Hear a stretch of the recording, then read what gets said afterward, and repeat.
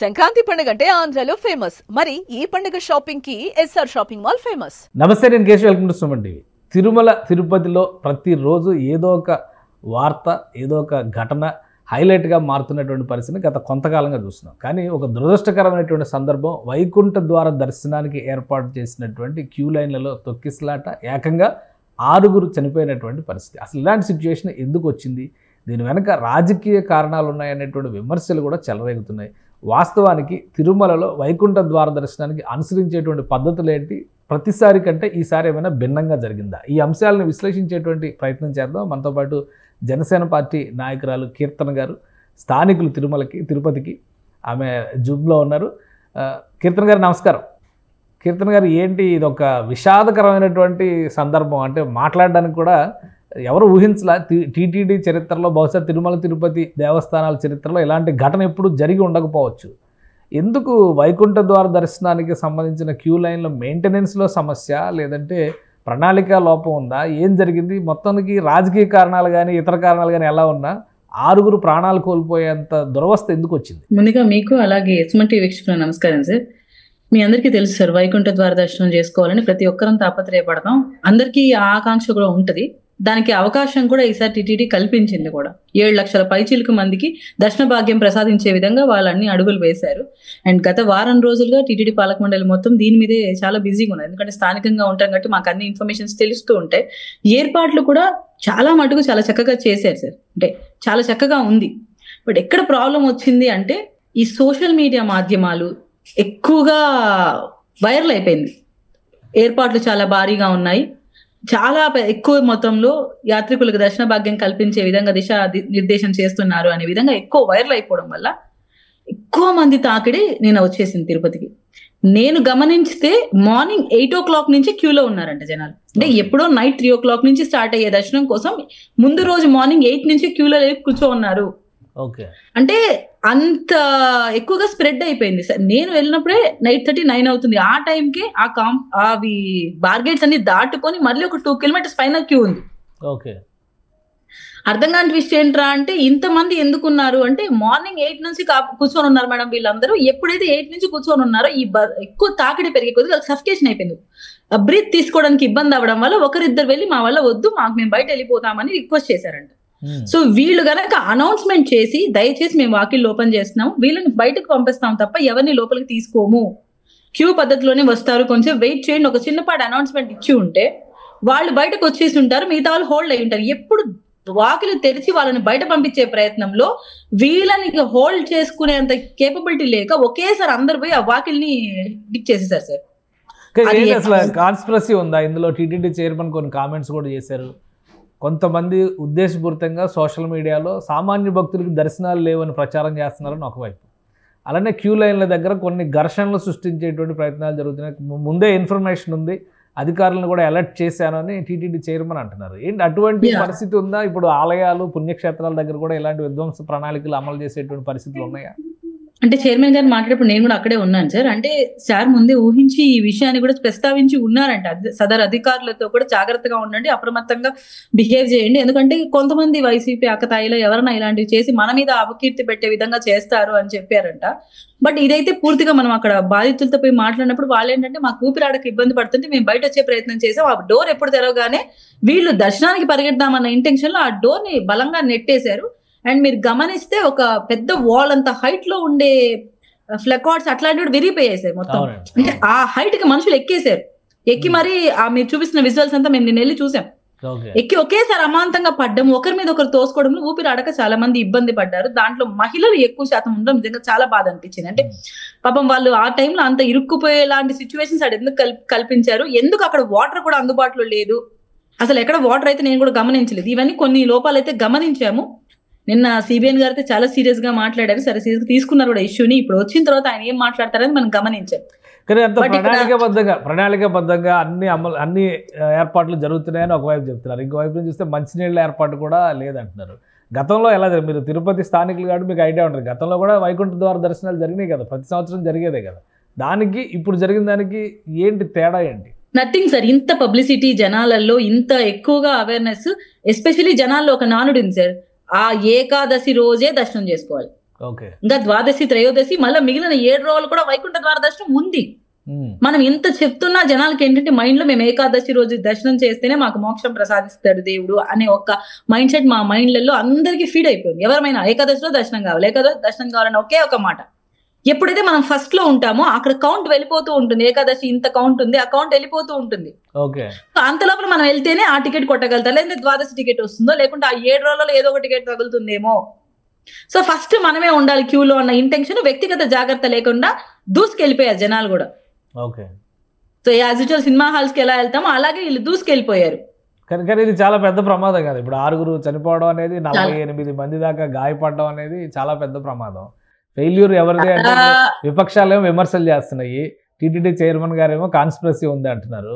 So ప్రజల అయోమయంలోకి వెళ్ళేటువంటి పరిస్థితి. అసలు అన్ని టికెట్లు ఆన్లైన్లో ఇస్తూ వైకుంఠ ద్వార దర్శనానికి మాత్రం క్యూ లైన్లు ఎందుకు మెయింటైన్ చేస్తున్నారు? ఏమైనా రీజన్ ఉందా?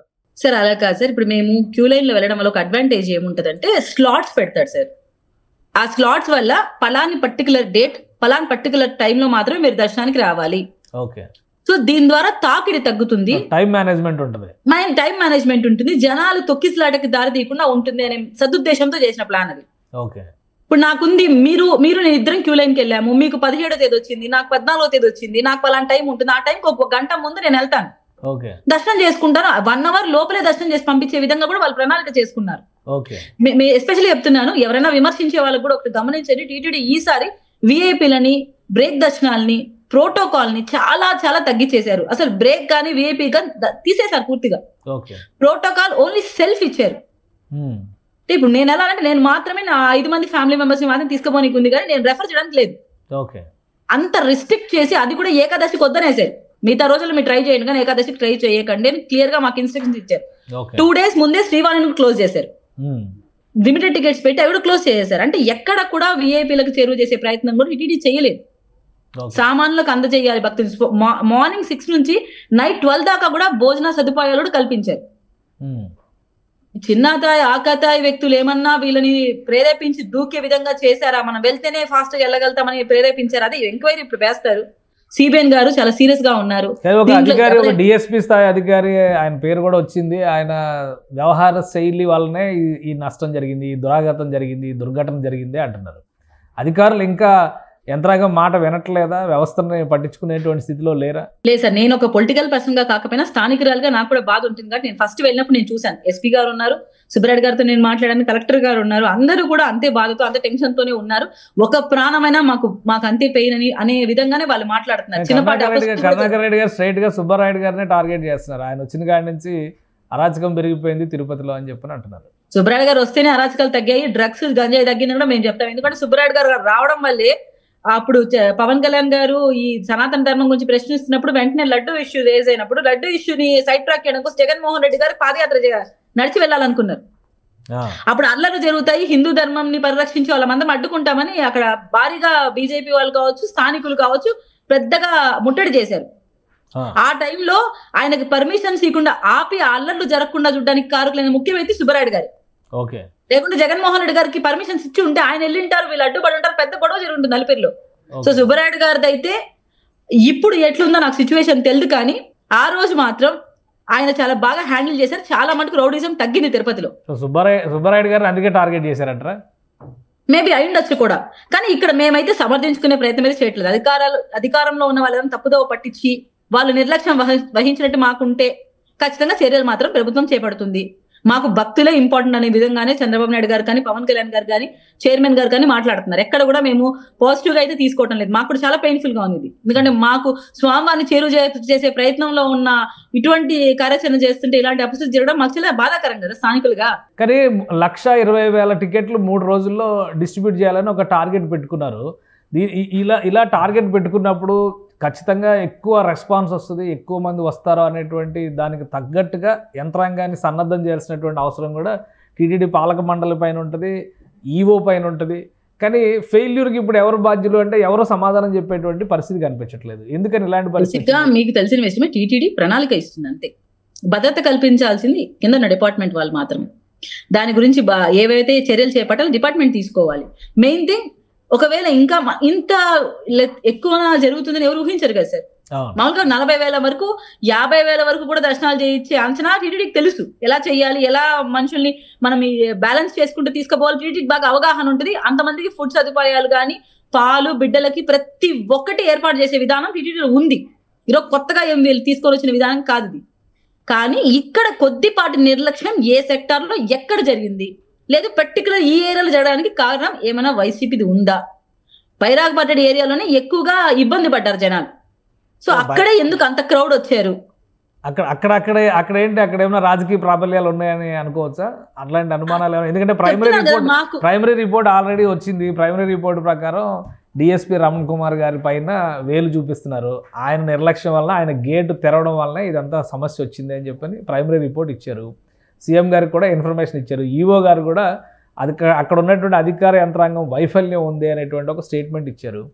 సో ఫైనల్గా ఒక డిఎస్పీ అధికారి మెడకి మాత్రమే చుట్టుకునేటువంటి పరిస్థితి ఉంది అనేటువంటి సంకేతాలు కనిపిస్తున్నాయి. ఏమంటారు? అంటే వాళ్ళు ఎందుకు అంటున్నారంటే ఒక అనౌన్స్మెంట్, జస్ట్ ఒక అనౌన్స్మెంట్, మేము వాకిలు తెరిచే పర్పస్ ఏంటంటే పలానా వ్యక్తికి ఇబ్బందిగా ఉంది బ్రీతింగ్ కి, సో అతని మాత్రం మేము బయటకు పంపిస్తున్నాం, ఇంకెవరిని లోపలికి తీసుకోవట్లేదు, దయచేసి ఎవరు తొక్కిసలాటకు గురి కాకండి, టైం పడుతుంది, అందరూ వెయిట్ చేయండి అని ఒక చిన్నపాటి అనౌన్స్మెంట్ ఇస్తూ అతన్ని బయటకు పంపించుంటే ఈ ఒకేసారి ఆ గేట్ ని తోసుకొని వెళ్ళే ప్రయత్నం జనాలు చేసి ఉంటారు కదా అని ఒకటి ఎవరైనా అంటారు కదా సార్. ఓకే. సో ఆ విధంగా ఒకవేళ ఆయన గేట్ ఓపెన్ చేయడం వల్ల ఈ అపస్థితి జరిగిందన్న ఇంటెన్షన్ లో కూడా మాట్లాడుతూ ఉండొచ్చు. నిజాలు మనకు తెలియదు కాబట్టి ఇప్పుడు ఏం మాట్లాడకూడదు. చాలా సీరియస్ గా ప్రభుత్వం అయితే ఉంది. అనుకోకుండా జరిగింది, ఇది యాదృచ్ఛికంగా జరిగిన ఘటన అనుకుంటారా, లేదంటే కాన్స్పిరసీలు ఉన్నాయి దీనిలో అనేటువంటి? ఎందుకంటే టీటీడీ చైర్మన్ గారు చాలా క్లియర్ గా ఇమీడియట్ గా ఇన్సిడెంట్ జరిగిన తర్వాత రాత్రే ఆయన మాట్లాడినటువంటి మాటలు మనం చూసాం. అనుమానాలు ఉన్నాయి, మాకు కొంత సమాచారం ఉంది, ముందుగానే నేను హెచ్చరించానని కూడా అంటున్నారు. సో అట్లాంటి ఆయన క్లియర్ గా చెప్పారు, నా అనుమానం కాదు సిబిఎన్ గారిది. సిబిఎన్ గారు టెలికాన్ఫరెన్స్ లో ఈ మాట చెప్పారని కూడా మీకు చెప్పారు. ఆ విషయం కూడా మీరు గుర్తుపెట్టుకోవాలి. సిబిఎన్ గారు ఇన్ఫర్మేషన్ అయితే మొత్తానికి అయితే క్లారిటీ ఉంది కదా, ఏదో జరగబోతుంది అనేటువంటి సంకేతం అయితే ఉంది. ఎందుకు అలర్ట్ కాలేకపోయారు? ఎందుకు జరిగేందుకు అవకాశం కల్పించారు? ఎవరు సహకరించారు ఇన్సిడెంట్ జరగడానికి? ఇవన్నీ కూడా ప్రజలకు వచ్చేటువంటి సందేహాలు కదా. అలర్ట్ కాలేదు అని చెప్పకూడదు, అప్రమత్తంగా లేదని చెప్పకూడదు. ఎందుకంటే ప్రతి ఒక్క చోట బాగా జరిగింది, ఒక్క కూడలి దగ్గర ఇట్లా జరిగింది అంటే మన ఆ అంచనాలకు మించి జనాలను అక్కడ తరలించి ఉండొచ్చు, లేదు అక్కడ ఇన్స్ట్రక్షన్స్ ప్రకారం బిహేవ్ చేయకుండా అతి ఉత్సాహం ప్రదర్శించి వీళ్ళని బయటకు పంపించే తప్పు చేశారు. ఫస్ట్ బయటకు పంపించేటప్పుడు అనౌన్స్మెంట్ కూడా పంపేయడం, వన్స్ డోర్ ఓపెన్ అవ్వగానే జనాలు కిక్ చేసుకుంటూ వెళ్ళిపోవడం, ఈ రెండు మిస్టేక్స్ ఉన్నాయి. సో సదరు అధికారి తప్పు చేశారా, లేదు వాంటెడ్ గా అక్కడిని జనాలు సమీకరించారా, అవన్నీ మనకు బయటపడతాయి ఎంక్వైరీలో. ఈ రెండే ఉండదు, ఒకటి తప్పు అధికారి చేసి ఉండాలి, లేదంటే సమీకరణ జరిగి ఉండాలి. వేరే అన్ని చోట్ల చాలా సాఫీగా జరుగుతుంది, ఒక ఈ కూడలిలో మాత్రం ఎందుకు జరుగుతుంది మిస్టేక్? రైట్. బాధిత కుటుంబాలకి ఆదుకోవడానికి ఏం చేయబోతుంది ప్రభుత్వ పక్షాన? ఏమన్నా సాయం చేస్తారా సార్? మేము తక్షణ సహాయం కింద వాళ్ళకైతే అడిగాం సార్. వాళ్ళు మమ్మల్ని సేఫ్ గా మా ఊర్లోకి పంపించే ప్రయత్నం చేయమని అడిగారు. దానికి సానుకూలంగా స్పందించారు. ఎక్స్గ్రేషియా అనేది ఇప్పుడు సీఎం గారు వచ్చి ప్రకటిస్తారు సార్. అంతవరకు మేమైతే దాని గురించి మాట్లాడదలుచుకోలేదు. రైట్. థ్యాంక్ యూ కీర్తన గారు అప్డేట్స్ ఇచ్చినందుకు. ఇది తిరుమలలో దర్శనం కోసం జరిగినటువంటి, వైకుంఠ ద్వార దర్శనం కోసం జరిగినటువంటి టికెట్ల పంపిణీ, క్యూ లైన్లలో జరిగిన తొక్కిసలాట, ఇదంతా ఒక వివాదాస్పద అంశంగా మారిపోయింది. ప్రైమరీ రిపోర్ట్స్ ప్రకారం కింది స్థాయిలో కొంతమంది అధికారుల అత్యుత్సాహం, నిర్లక్ష్యం కొంపముంచిందనేటువంటి అంశం ఇప్పుడు వెలుగు చూస్తుంది. ముఖ్యమంత్రి పర్యటన ఉంది, అలానే ఓవరాల్గా ఇష్యూ పైన ఎంక్వైరీ జరుగుతుందని చెప్పని ఈఓ శ్యామలరావు కూడా అనౌన్స్ చేశారు. సో బాధ్యులపై కఠిన చర్యలు తీసుకోవాలని బాధిత కుటుంబాలు కూడా డిమాండ్ చేస్తున్నాయి. మరోవైపు బాధితుల్ని ఆదుకునేందుకు ప్రభుత్వం ఎలాంటి నిర్ణయం తీసుకుంటుందో వేచి చూడాలి. ఇది special discussion. Keep watching. Suman టీవీలో మీ పర్సనల్ అండ్ బిజినెస్ ప్రమోషన్స్ కోసం కింది నెంబర్కి కాంటాక్ట్ చేయండి.